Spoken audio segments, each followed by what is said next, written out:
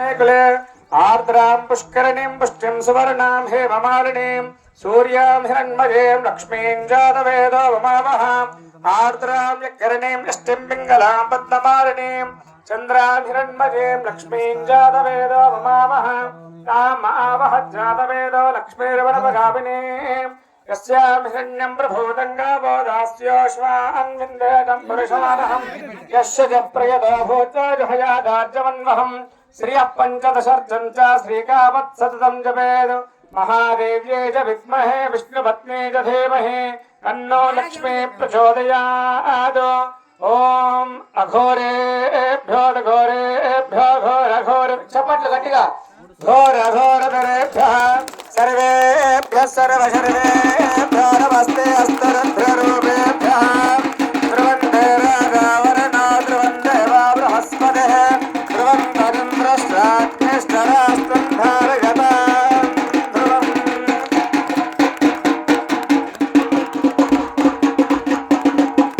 जगदम्बा माता की जय, भवानी माता की जय, सेवालाल महाराज की, राम राव महाराज की जय।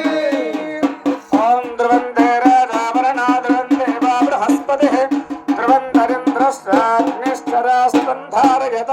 ధ్రువం అంటే అమ్మవారు అన్ని కూడళ్ళు తిరిగి వచ్చింది, అన్ని చౌరస్తలు తిరిగి వస్తే ఎక్కడెక్కడ ఏం గాలి ఉందో మనకు తెలియదు కదా.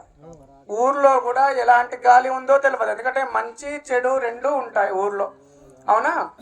అమ్మవారికి ఇంకా పూర్తి శక్తి రాలేదు, అసలు కేవలం శిల్పము తీసుకొచ్చామంతే. శక్తి పూర్తిగా రావాలి అంటే అమ్మవారికి నానా రకాల అధివాసాలు చేయాలి, చాలా రకాల పూజలు చేస్తేనే నిండైన ప్రాణం వస్తుంది. కానీ కేవలం ఇప్పుడు అమ్మవారు పసిపాప, చిన్న పాప. అమ్మ ఊరంతా తిరిగి అన్ని ఇండ్లు చూసి వచ్చింది, ఎవరు ఎలా ఉన్నారు ఎవరు ఎట్లున్నారు అని చూసేసి వస్తున్నారు. కానీ ఇంటికి వచ్చిన తర్వాత కాళ్ళు కడుక్కొని ఆ దుమ్ము ధూళి అంతా తొలగించుకొని లోపల అడుగు పెడతారు కదా. ఇప్పుడు అమ్మవారికి ఆ దిష్టి తీసేసి లోపలికి తీసుకొస్తామన్నారు కదా. అంతటి